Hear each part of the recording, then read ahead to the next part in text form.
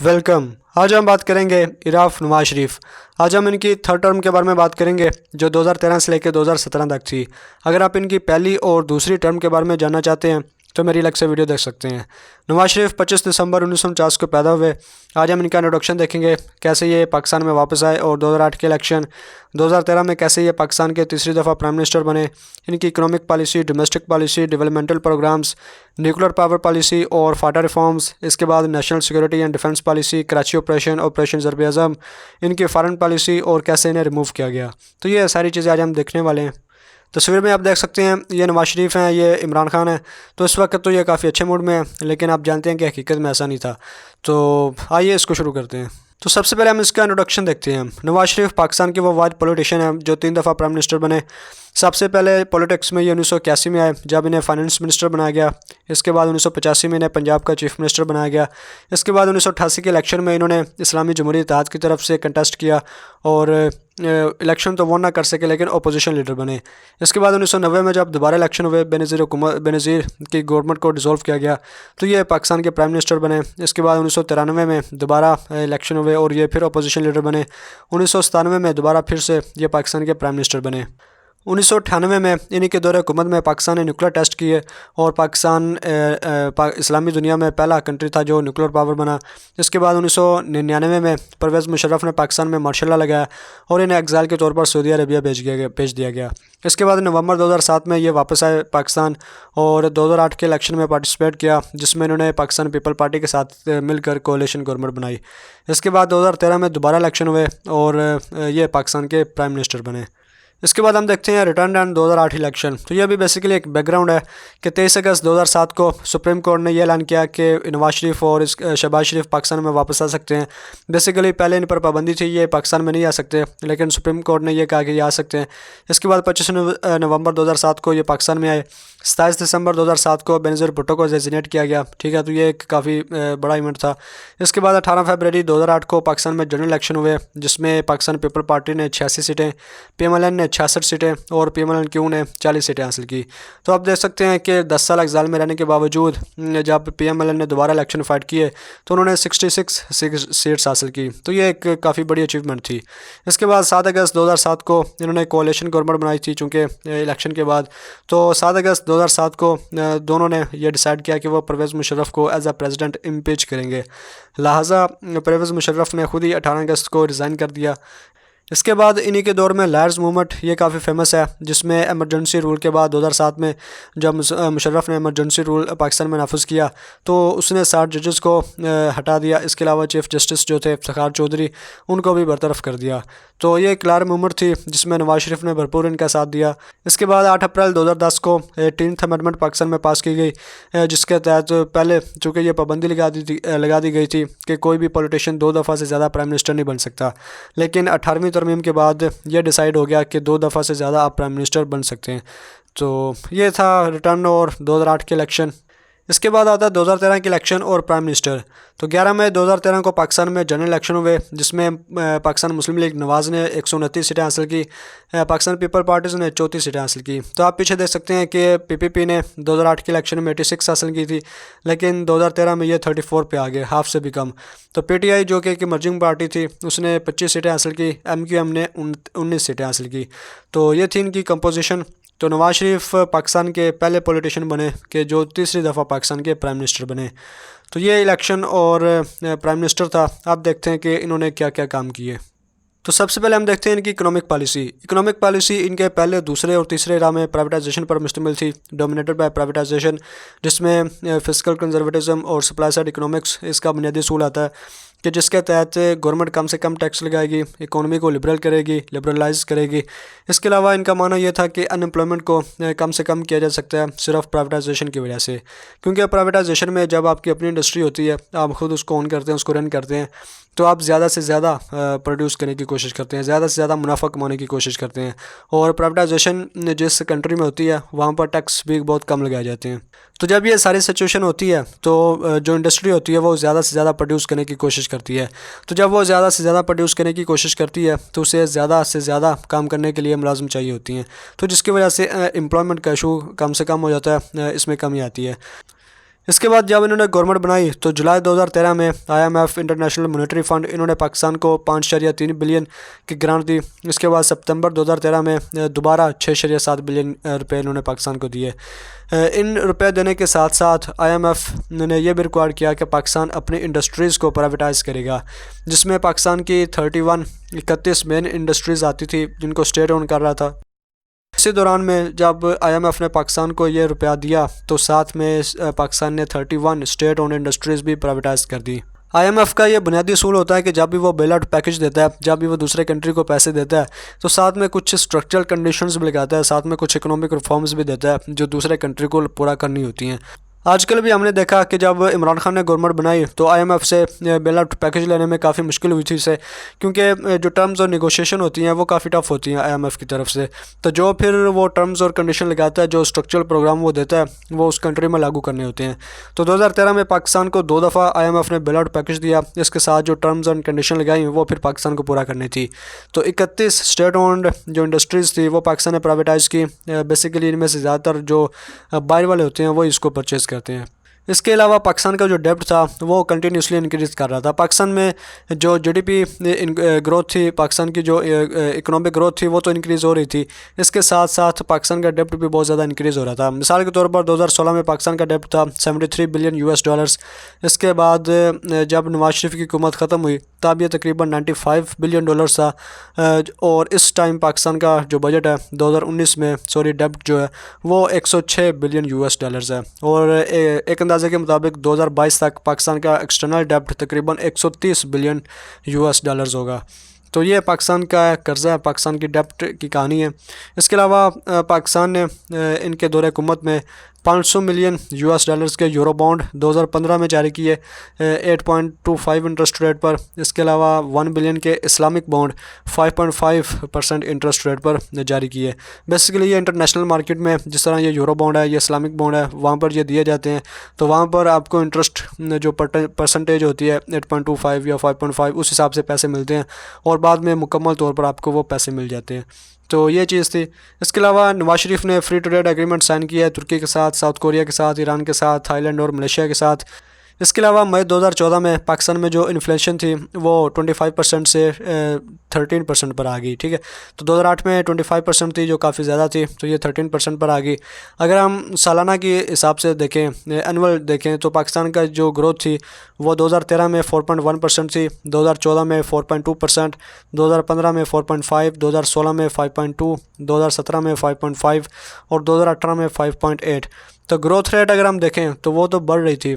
ठीक है, पाकिस्तान तरक्की कर रहा था, प्रोस्परस हो रहा था, इन्फ्लेशन तो काफ़ी कम थी, लेकिन इसके साथ साथ अगर हम डेब्ट देखें तो वो भी कंटिन्यूसली बढ़ रहा था कि 2016 में 73 बिलियन है। इसके अलावा जब ये ख़त्म हुआ तो 95 है और इस टाइम पाकिस्तान का 106 है। तो ये पैसे हमने वापस भी करने हैं, सिर्फ लेने नहीं है, वापस भी करने हैं। तो ज़्यादा से ज़्यादा कर्ज़ा लेके आप इन्फ्लेशन को कम तो कर सकते हैं। ठीक है, बेसिकली टैक्स कम चूँकि इकट्ठे होते हैं तो बाहर से कर्ज़ा लेके उस चीज़ को मैनेज कर लिया जाता है। तो अगर आप टैक्स इकट्ठे नहीं करेंगे, कर्ज़ा ही लेते रहेंगे, तो फिर वापस देने में मुश्किल होती है, क्योंकि जितना कर्ज़ा ज़्यादा होगा उतनी ज़्यादा मुश्किल होगी। तो ये सारी चीज़ें इसमें आती हैं। इसके बाद इनकी डोमेस्टिक पॉलिसी आती है जिसमें इनकी कुछ सोशल रिफॉर्म्स आ जाती हैं। तो इसमें जून 2016 में इन्होंने तबलीगी जमात पर बैन लगाया कि वो एजुकेशनल इंस्टीट्यूशन में प्रीच नहीं कर सकते। आपने भी अक्सर स्कूलों में, कॉलेजेस वगैरह में देखा होगा कि अक्सर जो तबलीगी जमात के मेंबर होते हैं वो आते हैं और वहाँ पर वो प्रीच करते हैं। तो इस चीज़ पर पाबंदी लगाई गई। इसके बाद फरवरी 2016 में वुमेन को एक हेल्पलाइन प्रोवाइड की गई कि जिसकी मदद से वो डोमेस्टिक इश्यूज़ को, डोमेस्टिक वायलेंस को, अब्यूज़ को इन्फॉर्म कर सकती है। ठीक है, डोमेस्टिक अब्यूज़ जो होते हैं। इसके अलावा 29 फरवरी 2016 को मुमताज़ कादरी को फांसी दे दी गई, जिसने सलमान तासीर को, जो पंजाब का गवर्नर था, उसको कत्ल किया था। अब क्यों किया था, किस वजह से किया, फांसी कैसे हुई है, एक अलग मौजू है, लेकिन ये एक सोशल पॉलिसी में आता है कि इन्हें फांसी दे दी गई क्योंकि ये एक बहुत बड़ा एक इवेंट था। इसके अलावा नवाज शरीफ की हुकूमत ने प्रॉमिस किया कि जो ऑनर किलिंग, जो इज़्ज़त के नाम पर कत्ल करेगा, ठीक है, उसको सख्त सज़ा दी जाएगी। इसके अलावा मार्च 2016 में यूट्यूब का जो एक्सेस पाकिस्तान में ब्लॉक था उसे ओपन किया गया। ठीक है, आप जानते हैं कि पहले 2012 से पाकिस्तान में यूट्यूब बंद थी। किस वजह से बंद थी ये आपको पता होना चाहिए। तो 2016 में इसको अनब्लॉक किया गया। इसके बाद 18 मार्च को प्रोटेस्ट हुआ तहरीक लब्बैक पाकिस्तान की तरफ से इस्लामाबाद में डी चौक में, कि जिसमें मुमताज़ कादरी को मार्टायर उसको शहीद कहने का कहा गया, और इसके अलावा पाकिस्तान में शरीयत का निज़ाम मुस्तफ़ा लागू करने की डिमांड की गई। इसके अलावा नवाज शरीफ गवर्नमेंट ने दिवाली और ईस्टर को as a public holiday declare किया। इसके अलावा कायद-ए-आज़म यूनिवर्सिटी में जो फ़िज़िक्स सेंटर था उसे 2016 में अब्दुल सलाम सेंटर के नाम से लिखा गया। इसके अलावा नवाज शरीफ ने 500 मिलियन अनाउंस किया फॉर आर्ट एंड लिटरेचर इसके प्रमोशन के लिए। इसके अलावा जनवरी 2017 में denied visas for international preachers कि जो इंटरनेशनली आते हैं, पाकिस्तान से तो अक्सर जाते हैं बांग्लादेश, सऊदी अरेबिया और इसी तरह पूरी दुनिया में जाते हैं, तो पाकिस्तान में जो आते थे उस पर पाबंदी लगा दी गई कि वो पाकिस्तान में आके प्रीच नहीं कर सकते। तो ये इनकी कुछ डोमेस्टिक एंड सोशल रिफॉर्म्स थी। इसके बाद इनकी कुछ डेवलपमेंटल प्रोग्राम्स आते हैं जो काफ़ी मशहूर हैं और इसी की वजह से ये जाने भी जाते हैं। तो दयामर बादशाह डैम, ये बेसिकली हम इसे चीफ़ जस्टिस साकिब निसार के नाम से जानते हैं। तो ये शुरू नवाज शरीफ के दौर में हुआ था। इसके अलावा दासू डैम, इसके अलावा Faisalabad Khanewal M4 motorway, Rawalpindi Islamabad metro bus, Lahore metro bus, orange line, ये सारे इन्होंने शुरू किए और इनमें से अक्सर कम्प्लीट भी हुए। इसके अलावा लाहौर कराची मोटरवे, इसके अलावा एलोकेटेड 73 बिलियन रुपये फॉर सी पैक। ठीक है, तो सी पैक एक तो चाइना इन्वेस्ट कर रहा है, तो इसके साथ नवाज शरीफ ने भी कुछ इसमें एलोकेट किया। इसके अलावा पाकिस्तान में जितने भी नेटवर्क्स थे उन्होंने 3G और 4G का लाइसेंस हासिल कर लिया, जिसकी वजह से बाद में रेवेन्यू इकट्ठा हुआ 1.12 बिलियन US डॉलर्स का। इसके अलावा प्राइम मिनिस्टर यूथ प्रोग्राम्स, जिसमें रेस 20 बिलियन रुपए जो थे वो वक्फ किए गए, जिसमें इंटरेस्ट फ्री लोन्स दिए गए पाकिस्तानी नौजवानों को और लैपटॉप तकसीम किए गए। तो आज ये जो वीडियो आप देख रहे हैं ये भी मैंने इन्हीं लैपटॉप में से किसी एक लैपटॉप से बनाई है। तो ये रिफॉर्म्स काफ़ी मशहूर थी और काफ़ी फ़ायदेमंद भी थी पाकिस्तान के लिए। ख़ास तौर पर इंफ्रास्ट्रक्चर डेवलप किया गया नौजवानों के लिए, ये कुछ प्रोग्राम्स इनिशिएट किए गए। ठीक है, अब इनको शुरू करने में पैसा कहाँ से आया, वो कर्ज़े का था या टैक्स का था, ये बात भी ज़हन में रखनी चाहिए। लेकिन ओवरऑल ये परफॉर्मेंस अच्छी थी। तो ये इनके डेवलपमेंटल प्रोग्राम्स थे। इसके बाद इनकी न्यूक्लियर पावर पॉलिसी और फाटा रिफॉर्म आता है। तो नवंबर 2018 में इन्होंने पाकिस्तान में न्यूक्लियर पावर कम्प्लेक्स कराची में उसका आगाज़ किया, जिसमें 9.59 बिलियन US डॉलर्स ये इन्वेस्ट करने का कहा गया, कि जिसने बाद में 2200 मेगावाट इलेक्ट्रिसिटी प्रोड्यूस करना थी। इसके अलावा अटेंडेड 2014 न्यूक्लियर सिक्योरिटी समिट, जिसमें इस बात को ब्रीफ किया गया पाकिस्तान की तरफ से कि nuclear security the highest importance, कि पाकिस्तान में जो न्यूक्लियर सिक्योरिटी है, न्यूक्लियर बम जो है वो कभी भी किसी गलत हाथों में नहीं जाएगा, बल्कि इसको हाईएस्ट इंपॉर्टेंस हासिल है। इसके अलावा 3 मार्च 2017 को प्रपोज किया गया merger of Phata with KPK, और मर्ज करने के साथ साथ 10 ईयर लॉन्ग इसका एक प्रोग्राम भी दिया गया कि जिसमें रेस 110 बिलियन इसमें खर्च किए जाएंगे इसकी डेवलपमेंट के लिए। ठीक है, तो ये चीज़ इसमें है। इसके अलावा ये तो था नवाज शरीफ के दौर में, चूँकि ये 2017 में डिस्क्वालीफाई हो गए थे, तो 2018 में 31 में 2018 को ऑफिशियली फाटा को मर्ज कर दिया गया KPK के साथ, जिसके बाद सुप्रीम कोर्ट और पेशावर हाई कोर्ट की जुरिस्डिक्शन फाटा के इलाके में होने लगी। तो ये इनकी न्यूक्लियर पॉलिसी और फाटा रिफॉर्म थी। इसके बाद आता है national security and defence policy. तो सितंबर 2013 को प्रपोज्ड सिविल मिलिट्री पार्टनरशिप। ठीक है, इसमें क्या हुआ कि इन्होंने नेशनल सिक्योरिटी काउंसिल बनाई। इसके अलावा फार्म्ड इसमें कैबिनेट कमेटी, ठीक है, कैबिनेट लेवल की कमेटी बनाई, जिसमें क्या था कि मिलिट्री रिप्रेजेंटेशन शामिल थी। ठीक है, तो यही वो काम था जो इनके दूसरे टेन्योर में जहांगीर करामत ने प्रपोज किया था कि नेशनल सिक्योरिटी काउंसिल होगी, कि जिसमें मिलिट्री के साथ साथ सिविलियंस भी होंगे। तो नवाज शरीफ ने इस चीज़ को अपोज किया था, बल्कि कंपेल किया उनको 3 माह से पहले कि वो रिज़ाइन करे, और इसके बाद परवेज़ मुशर्रफ को नया चीफ़ ऑफ आर्मी स्टाफ बनाया गया। तो इनके तीसरे दौरे हुकूमत में नवाज शरीफ ने वही काम किया, ठीक है, जो जहांगीर करामत ने इसको प्रपोज किया था। इसके अलावा सितंबर 2013 में तालिबान के साथ ताल्लुकात निगोशिएशन शुरू हुई। ठीक, क्योंकि नवाज शरीफ का कहना था कि तालिबान ही बुनियादी चीज़ है कि जिनके साथ निगोशिएट करना है, जिनके साथ बहस करनी है, और इन्हीं के साथ बहस करने के बाद ही पीस कायम हो सकेगा। इसके अलावा इन्होंने यूनाइटेड स्टेट्स को नेटो को ब्लेम किया फॉर टेररिज्म इन पाकिस्तान, कि पाकिस्तान यूनाइटेड स्टेट्स की नेटो की जो अलायंस में थे कंट्रीज़, तो बेसिक जंग तो यूनाइटेड स्टेट्स की अफगानिस्तान के साथ थी, तो पाकिस्तान तो इसमें जो टेररिज्म फेस कर रहा था तो उसका इल्ज़ाम इनको दिया। इसके अलावा 16 दिसंबर 2014 को पेशावर में एक टेररिस्ट अटैक हुआ, जिसमें 145 चिल्ड्रन मारे गए, ठीक है, बच्चे मारे गए। इसके अलावा 24 दिसंबर को नेशनल एक्शन प्लान ये तजवीज़ किया गया। ठीक है, तो ये एक पूरा अलग से मौजू आप इसको देख सकते हैं तो नेशनल एक्शन प्लान बनाया गया जिसमें इनकी मुकम्मल तफसील थी। इसमें क्या हुआ कि formed military course for 2 years के 2 साल के लिए मिलिट्री कोर्ट्स बनाई गई कि जिसमें जो टेररिस्ट होंगे उनका स्पिरिट ट्रायल किया जाएगा कि टेररिस्ट को पकड़ के उनको मिलिट्री कोर्ट्स के ज़रिए किया जाएगा। तो ये 2 साल के थी, 2 साल के लिए थी। तो 2 साल पूरे होने के बाद में इनका टेन्योर एक्सटेंड भी किया गया था।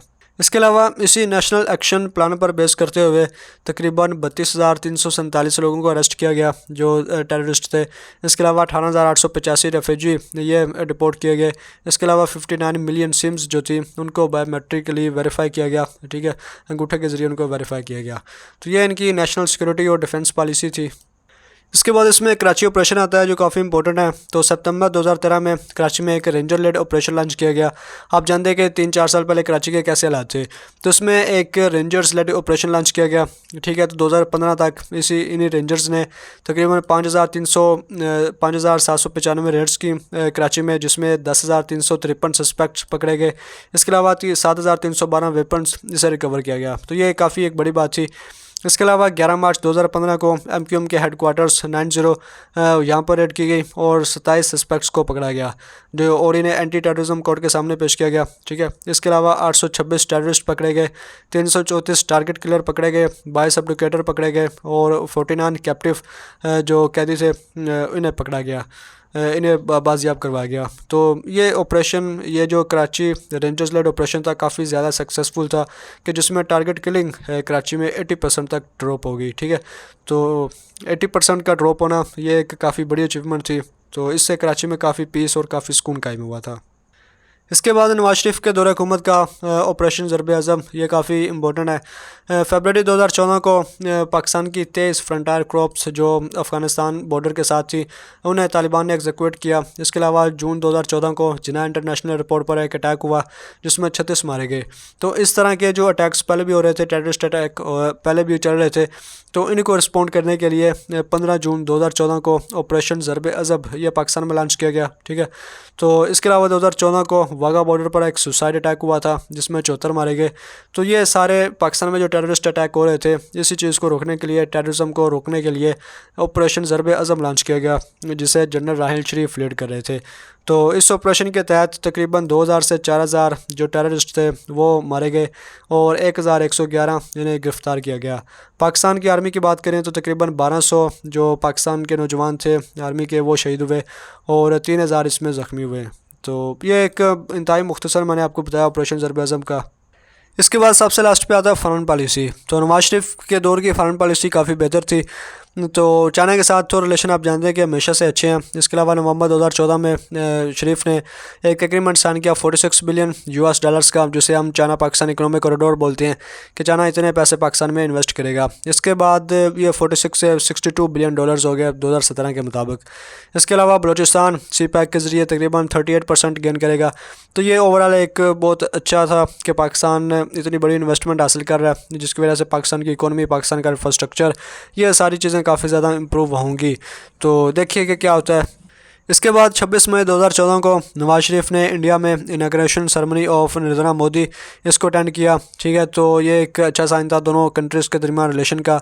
इसके अलावा अक्टूबर 2014 को 20 सिविलियंस 20 शहरी मारे गए कश्मीर डिस्प्यूट की वजह से कि दोनों साइड्स पे जो शिलिंग हो रही थी, उसके नतीजे में पाकिस्तान में 20 शहरी मारे गए।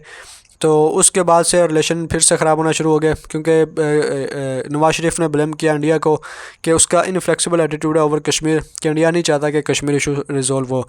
तो ये चीज़ इसमें आती है।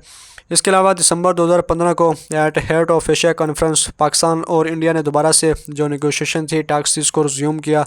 इसके अलावा 25 मार्च 2016 को कुलभूषण यादव उसको अरेस्ट किया गया पाकिस्तान में, जिसके बाद दोबारा फिर से ताल्लुकात अच्छे ना हुए। इसके अलावा अभी रिसेंटली पुलवामा अटैक हुआ है। तो ये चीज़ें चलती रहती हैं। तो ओवरऑल हम देखें तो इंडिया और पाकिस्तान के दरमियान सिर्फ कश्मीर इशू को लेकर ताल्लुकात अच्छे नहीं होते, बाकी अगर कभी अच्छे होते भी हैं तो बाद में कोई ना कोई इवेंट होता है जिसकी वजह से हालात फिर से ख़राब हो जाते हैं। इसके अलावा नवाज शरीफ की बर्थडे पर नरेंद्र मोदी पाकिस्तान में आए थे। तो ये सारी चीज़ें इसमें आती हैं। इसके अलावा अफ़गानिस्तान के साथ नवाज शरीफ ने 5 बिलियन यूएस डॉलर्स का एक ट्रेड एग्रीमेंट साइन किया। इसके अलावा 2016 में पाकिस्तान ने ड्रोन लाइन के साथ फेंस लाइन बनाई, ठीक है, क्योंकि दूसरी तरफ से जो टेररिस्ट थे वो सरहद के आर पार आते थे, तो उस चीज़ को रोकने के लिए ये फेंस लाइन क्रिएट की गई। इसके अलावा अफ़गानिस्तान के साथ ताल्लुकात में तालिबान, मिलिटेंट, ये सारी चीज़ें डिस्कस होती रहती हैं। तो सोवियत अफ़गान वार को आप देखिए, इसके बाद 9/11 को देखिए, टेररिज्म जो पाकिस्तान में है इस चीज़ को देखिए, वार ऑन टेरर को देखिए, तो फिर ओवरऑल ये चीज़ें क्लियर हो जाती हैं कि पाकिस्तान के अफ़गानिस्तान के साथ कैसे ताल्लुकात थे। इसके अलावा अक्टूबर 2013 में नवाज शरीफ ने अमेरिका का दौरा किया कि जिसमें उसामा बिन लादेन जब पाकिस्तान में मारा गया तो उसके बाद से मिलिट्री एड पाकिस्तान को नहीं मिल रही थी। तो इस दौरे के बाद अमेरिका ने दोबारा से एड को रिलीज़ किया और 1.6 बिलियन यूएस डॉलर्स ये पाकिस्तान को देना शुरू किए। इसके अलावा अप्रैल 2014 को नवाज शरीफ ने लंदन का दौरा किया। नवंबर 2014 को बर्लिन जो जर्मनी का कैपिटल है उसका दौरा किया। इसके अलावा 2014 में सऊदी अरेबिया ने पाकिस्तान को 1.5 बिलियन यूएस डॉलर्स की ग्रांट्स दी, ठीक है। इससे पहले पाकिस्तान ने GF-17 थंडर तैयारे जो पाकिस्तान प्रोड्यूस करता है वो सऊदी अरेबिया को दिए गए। इसके अलावा 15 फरवरी 2014 को सलमान बिन अब्दुल अजीज़ पाकिस्तान का दौरा किया। 2014 को रशियन डिफेंस मिनिस्टर जो थे उसने पाकिस्तान का दौरा किया और रशिया ने जो एम्बार्गो लगाया हुआ था कि वो पाकिस्तान को वेपन्स या इस तरह का असला नहीं देगा, उसको ख़त्म किया गया और पाकिस्तान को जो टैंक्स थे वो रशिया ने दिए एज अ साइन। इसके अलावा 2016 में रशियन फोर्सेस भी पाकिस्तान में आई थी जिन्होंने जॉइंट मिलिट्री एक्सरसाइज की थी पाकिस्तान में। तो ये थी एक ओवरऑल नवाज शरीफ की फॉरेन पॉलिसी जो काफ़ी बेहतर थी। इसके बाद देखते हैं कि रिमूवल कैसे इनको रिमूव किया गया। तो शुरू से जब नवाज शरीफ प्राइम मिनिस्टर बने थे 2013 में, उसी टाइम से लेके आखिर तक इमरान खान इसके बहुत ज़्यादा ख़िलाफ़ थे, इसकी अपोजिशन कर रहे थे। तो इमरान खान पाकिस्तान तहरीक इंसाफ की तरफ से, तारुल कादरी, शेख रशीद अवामी मुस्लिम लीग की तरफ से, PMLNQ, ठीक है, जो बेसिकली परवेज़ मुशर्रफ जिसको बैक कर रहा था, और शुरू में ये पाकिस्तान मुस्लिम लीग नवाज़ की ही आगे स्प्लिट हुई थी। तो इन सब ने पाकिस्तान नवाज शरीफ के ख़िलाफ़ प्रोटेस्ट करना शुरू कर दिया और उसकी रेजिग्नेशन डिमांड की, क्योंकि इनका मानना था कि 2013 के इलेक्शन रिग्ड इलेक्शन थे, ठीक है, उन्हें रिग किया गया था। इसके अलावा शरीफ रिलेटिव इन पॉलिटिक्स, ठीक है, तो ये बेसिकली इनकी क्रिटिसिज्म का बहुत बड़ा बायस थे कि इनके छोटे भाई शहबाज शरीफ पाकिस्तान के चीफ मिनिस्टर थे। अभी शहबाज शरीफ के बेटे हमजा शहबाज पंजाब के अपोजिशन लीडर हैं। इनकी बेटी मरीम नवाज़ काफ़ी एक्टिव पॉलिटिक्स में। इसके अलावा साक डार इनके समधी हैं। इसके अलावा नवाज शरीफ की एक बेटी का निकाह साक डार के बेटे से हुआ। तो ओवरऑल ये सारी चीज़ें इनके क्रिटिसिज्म का बायस बनती है। इसके अलावा प्रोटेस्ट बाय तहरीक पाकिस्तान के वो नवाज शरीफ के काफ़ी ख़िलाफ़ थे, ख़ास तौर पर जब मुमताज़ कादरी को फांसी दी गई। इसके अलावा पिछले दिनों में ब्लेसफेमी लॉस के बारे में काफ़ी बातें थी। तो ये सारी चीज़ें इसमें आती हैं। इसके अलावा मुमताज़ और शरीयत ये मैं आपको बता चुका हूँ। इसके बाद 2016 में इमरान खान ने एक धरना दिया जो इमरान खान और नवाज शरीफ दोनों की पॉलिटिक्स का एक टर्निंग पॉइंट था। इसके बाद नवंबर 2016 में ये धरना ख़त्म हुआ। बेसिकली पनामा लीक्स इसने बुनियादी किरदार अदा किया इमरान खान ने धरने का, कि जिसमें नवाज शरीफ का नाम आया था पनामा लीक्स में। अब पनामा लीक्स क्या है, कैसे नवाज शरीफ का नाम आया, इस पर आप अलग से देखिए। तो ये ऑफशोर कंपनीज़ के बारे में था कि नवाज शरीफ की अपनी जायदाद फ़ॉरेन कंट्रीज़ में है, लेकिन ख़ुद नवाज शरीफ के नाम पर नहीं बल्कि उसके बेटों के नाम पर है। तो इसी तरह यह पनामा लीक्स चलती रही। तो इमरान खान ने धरना दिया, इस चीज़ के बारे में बहुत ज़्यादा इसको मेंशन किया। तो नवंबर 2016 में सुप्रीम कोर्ट ने यह ऐलान किया कि इस धरने को ख़त्म किया जाए और इसके बदले में सुप्रीम कोर्ट एक जुडिशल कमीशन बनाएगी कि जो इस बात की तहकीकात करेगी कि नवाज शरीफ का पनामा लीक्स में कैसे नाम है और वो इसमें किस तरह से इन्वॉल्व है। इसके अलावा अगर हम शरीफ के एसेट्स की बात करें तो पावर में आने से पहले 2011 में अगर हम उनके एसेट्स देखें तो वो रैस 166 मिलियन रुपए बनते हैं, ठीक है। तो ये 2011 की बात है। तो अगर हम 2013 की बात करें जब ये प्राइम मिनिस्टर बने तो ये 1.82 बिलियन बन गए, तकरीबन 2 बिलियन। तो 1000 मिलियन हो तो 1 बिलियन बनता है। तो आप देखें कि 2011 में 166 मिलियन थे, तो 2013 में ये डायरेक्ट 1.82 बिलियन बन जाते हैं और 2015 में ये 1.75 बिलियन थोड़े से कम होते हैं। तो ये इनका असर था कि प्राइम मिनिस्टर बनने से पहले इनके पास सिर्फ 166 थे, जबकि प्राइम मिनिस्टर बनने के बाद इनके पास बिलियन रुपए आ गए। इसके अलावा 28 जुलाई 2017 को यही पनामा लीक्स के बारे में जो केस चल रहा था नवाज शरीफ के ख़िलाफ़, वो चलता रहा और इसके बाद आर्टिकल 62-63 के तहत इनको सादिक और अमीन करार नहीं दिया गया और इन्हें डिस्क्वालीफाई कर दिया गया from public office for life time. तो इस तरह से इनको रिमूव किया गया। तो यह थी एक ओवरऑल नवाज शरीफ का थर्ड इरा। उम्मीद है आपको किसी हद तक इसके बारे में पता चला होगा। वीडियो देखने का शुक्रिया।